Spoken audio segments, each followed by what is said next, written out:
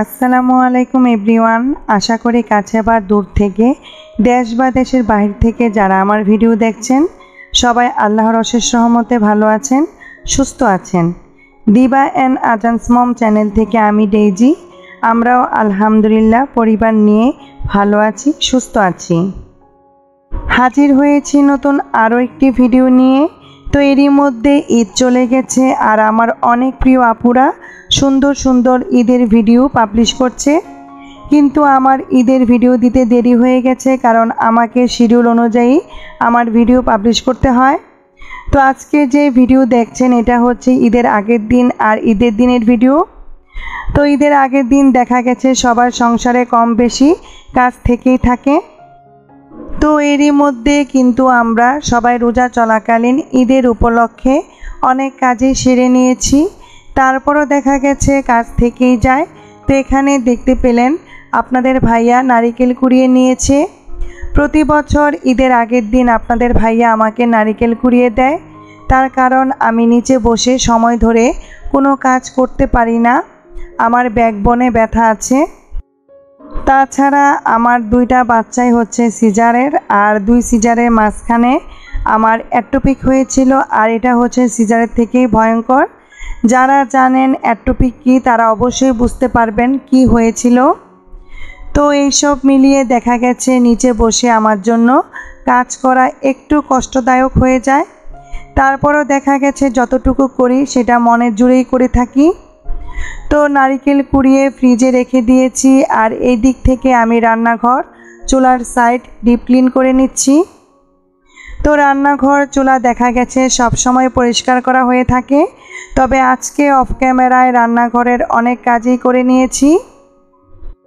দেখা গেছে আমাদের সবারই সংসারের অনেক কাজই থাকে, তবে যতটা দেখানো দরকার ততটুকুই দেখাই ভিডিওতে। তাছাড়া সকাল থেকে রাত পর্যন্ত সংসারের অনেক কাজই থেকে থাকে, সেগুলো দেখাতে গেলে ভিডিও অনেক বড় হয়ে যাবে।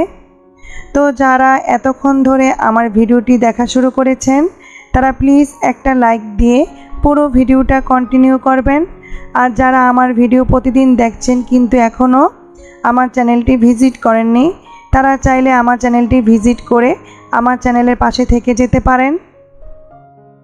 এই তো এক এক করে চুলার আশপাশ সব কিছু গুছিয়ে নিয়েছি, আর চুলাটাও যতটা সম্ভব পরিষ্কার করে নিয়েছি। তো ইচ্ছে আছে যেখানে আমি মশলার বক্স তারপর যা যা কিছু রাখি সেখানে ঈদের পর একটু নিজের মতো অর্গানাইজ করে নেব। তবে আমার যে রান্নাঘরের কেবিন আছে সেটা অনেক বড় আর অনেক কিছুই রাখা যায়, তারপরও দেখা গেছে চুলার এক সাইড একটু খালি খালি লাগে। তো চেষ্টা করব এই খালি জায়গাটাকেও মনের মতো অর্গানাইজ করে নিতে। এই তো এইখানে আমি ঈদের উপলক্ষে কাবাব বানিয়ে নিচ্ছি, আর এটারই প্রসেসিং চলছে। তো এখানে আমি 1 কাপ বুটের ডালের সাথে মুরগির বুকের মাংস পরিমাণ মতো দিয়ে নিয়েছি। তারপর এখানে আমি কাঁচা পেঁয়াজ কুচি পরিমাণ মতো, আদা রসুন পেস্ট, হলুদ গুঁড়া, মরিচ গুঁড়া, ধনিয়া গুঁড়া, গরম মশলা গুঁড়া, জিরা গুঁড়া, পরিমাণ মতো লবণ, তারপর আমি সিদ্ধ হওয়ার জন্য পরিমাণ মতো পানি দিয়ে নিব। আর পাশের চুলায় আমি পেঁয়াজ বেরেস্তা করে নিচ্ছি। তো আমরা সবাই জানি যে কোনো মাংস রান্নাতে রোস্ট বা কাবাব তারপর পোলাওতে পেঁয়াজ বেরেস্তা দিলে সুন্দর একটা স্মেল আসে আর রান্নার স্বাদ কিন্তু আরও বেড়ে যায়। তো এরই মধ্যে আমার পেঁয়াজ বেরেস্তা ভাজা হয়ে গেছে, তো আমি চুলাটা অফ করে নিয়েছি। আর দেখতেই পাচ্ছেন খুব সুন্দর কালার এসেছে, আর পেঁয়াজ বেরেস্তা কিন্তু অনেকটাই মুচমুচে হয়েছে। তো এখন আমি এই পেঁয়াজ বেরেস্তা একটা কাচের জারে রেখে নেব। আর এই পেঁয়াজ বেরেস্তা আরও মুচমুচে থাকার জন্য আর অনেক দিন রেখে দিলে যাতে কোনো গন্ধ না হয় তাই আমি সামান্য চিনি দিয়ে নিব। যদিও আমার এইটুকু পেঁয়াজ বেরেস্তা ঈদের দিনই পুরোটাই লেগে গিয়েছিল, তারপরও চাইলে আপনারা যারা পেঁয়াজ বেরেস্তা অনেক দিন সংরক্ষণ করতে চান তারা এই টিপস ফলো করতে পারেন।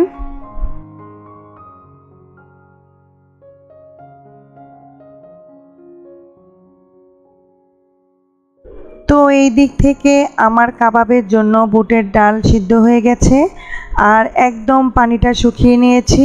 তো এটাকে আমি হাত দিয়ে মাংসগুলো একটু ছাড়িয়ে নিচ্ছি। তারপর একটা ব্লেন্ডারে ব্লেন্ড করে নিব। তার আগে এর মধ্যে আমি পরিমাণ মতো কাঁচামরিচ, তারপর গোলমরিচ গুঁড়া, কাবাব মশলা গুঁড়া, তো আবারও দিয়ে নিয়েছিলাম গরম মশলা গুঁড়া, পেঁয়াজ বেরেস্তা, তারপর পুদিনা পাতা, ধনিয়া পাতা দিয়ে নিয়েছি। আর এই বুটের ডাল ব্লেন্ড করতে গিয়ে একটু নরম হয়ে গেছে, তাই আলাদা করে আমি ডিম দেইনি।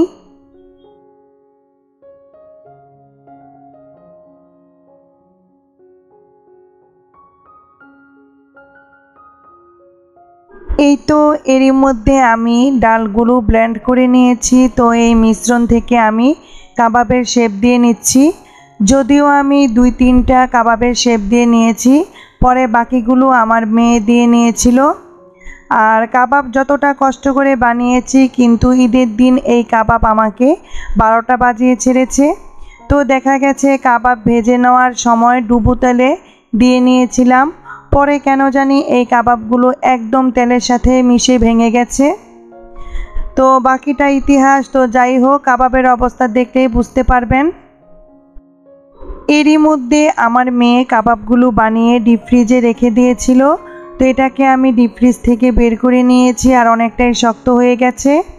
তো আমি এখন এই কাবাবগুলো বক্সে রেখে আবারও ফ্রিজে রেখে নিব।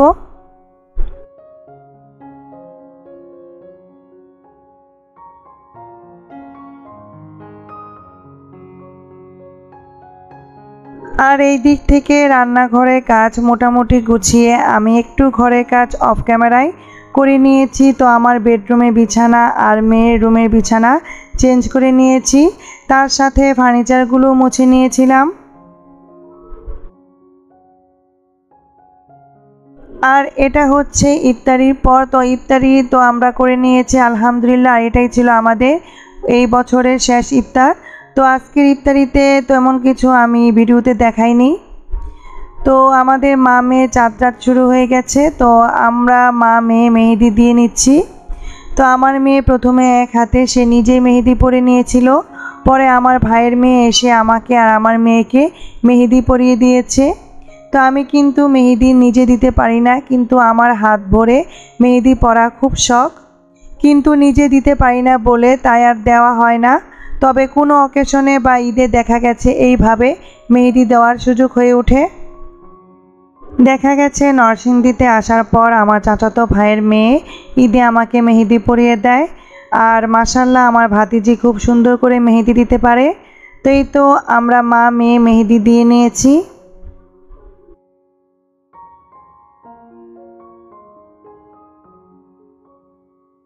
আর এটা হচ্ছে রাত 10টার সময়। তো ঈদের উপলক্ষে রোজার মাঝখানে আমি কিছু ফুলপিঠা বানিয়ে নিয়েছিলাম। তো এটা আমি এখন ভেজে শিরায় দিয়ে নিচ্ছি ঈদের দিন সকালে নাস্তার জন্য। আর পাশাপাশি আমি ঈদের দিন সেমাই রান্না করব, তার জন্য দুধ গরম করে নিচ্ছি।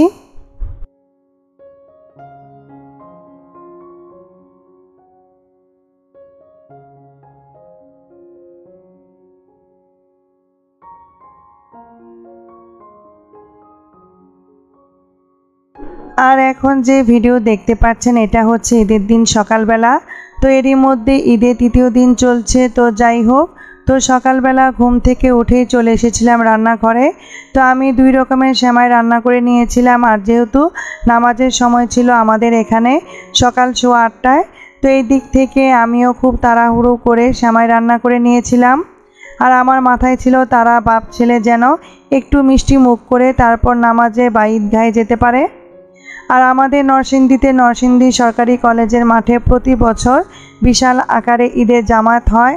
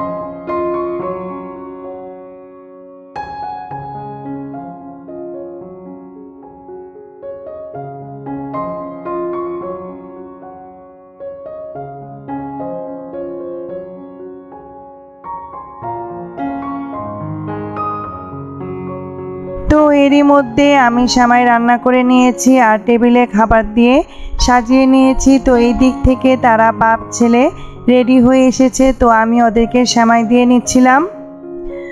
আর এই যে দেখেন আজান বাবা, আমার বাবাটাকে মাশাল্লাহ পাঞ্জাবি পরাতে খুব সুন্দর লাগছে। আর দেখেন সে ঘুমের জন্য তাকাতে পারছে না, চোখ যেন ঘুমে ঢুলুঢুলু করছে। আর আমি তাকে বলেছিলাম সবাইকে সালাম দিতে, তো ঈদ মুবারক জানাতে। তো সে কিছুক্ষণ চুপ করে ভেবে সবাইকে সালাম দিয়ে নিল আর ঈদ মুবারক জানালো। আর সে কিন্তু একটু একটু লজ্জা পাচ্ছিল।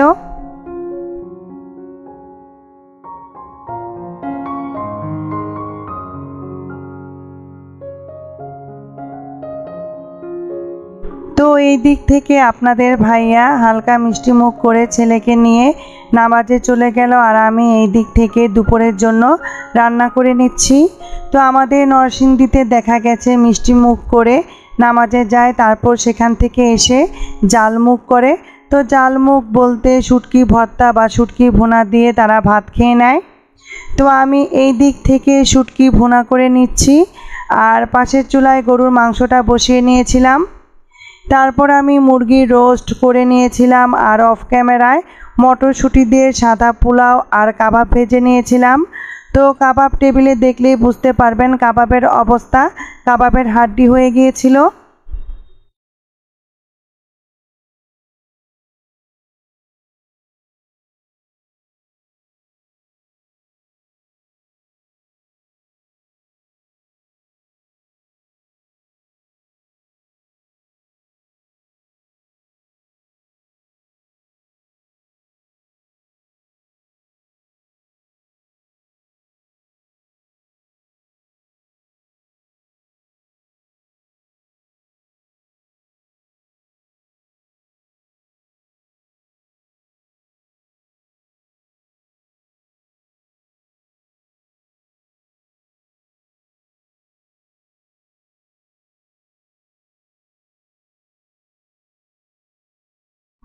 এই তো এরই মধ্যে আমি দুপুরে রান্না সেরে গোসল করে ফ্রেশ হয়ে নিয়েছিলাম, আর এখন আমরা সবাই দুপুরে খাবার খেয়ে নিব।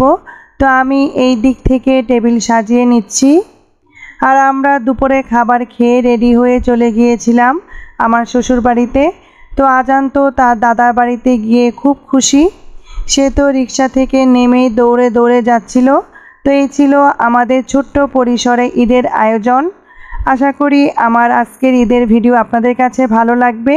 তো ভিডিওটা এখানেই শেষ করে নিচ্ছি, আবার হাজির হব নতুন আরও একটি ভিডিও নিয়ে। ততক্ষণ পর্যন্ত সবাই ভালো থাকুন, সুস্থ থাকুন। আল্লাহ হাফেজ।